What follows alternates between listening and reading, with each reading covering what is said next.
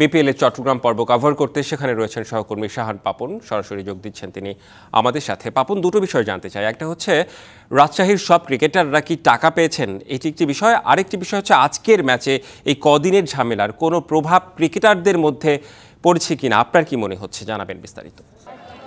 ধন্যবাদ রেদওয়ান। আপনি প্রথম প্রশ্নটা দিয়ে শুরু করতে চাই। আসলে 25% টাকা দেওয়া হয়েছে রাজশাহী ক্রিকেটারদের এবং তারপর পরে কিন্তু আসলে তারা সিদ্ধান্ত নিয়েছে মাঠের ক্রিকেটটা খেলার জন্য। এর আগে একটা আশ্বাস পেয়েছিল যে তাদের এই 25% টাকা দিয়ে দেওয়া হবে।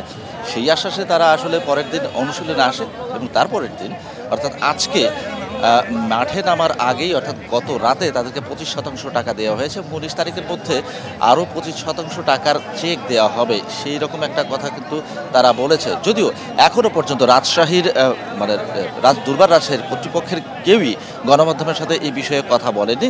তবে যেটা প্রেস রিলিজ আকারে দেওয়া হয়েছে এবং আমরা বিভিন্ন সূত্র যেটা জানতে পেরেছি এবং জেনেছি যে 25% নগদ অর্থ তাদেরকে দিয়ে দেওয়া হয়েছে এবং বাকি 25%-এর চেক 19 তারিখের মধ্যে দেওয়া হবে।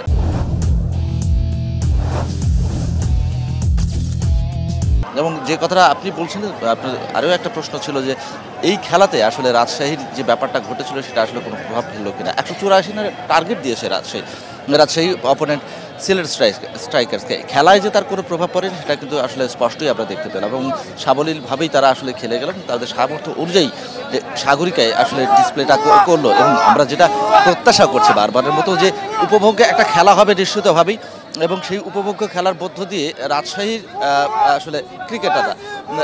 ক্রিকেটাররা তাদের সামর্থ্য প্রমাণ করবে, সেটাই কিন্তু আসলে প্রত্যাশিত।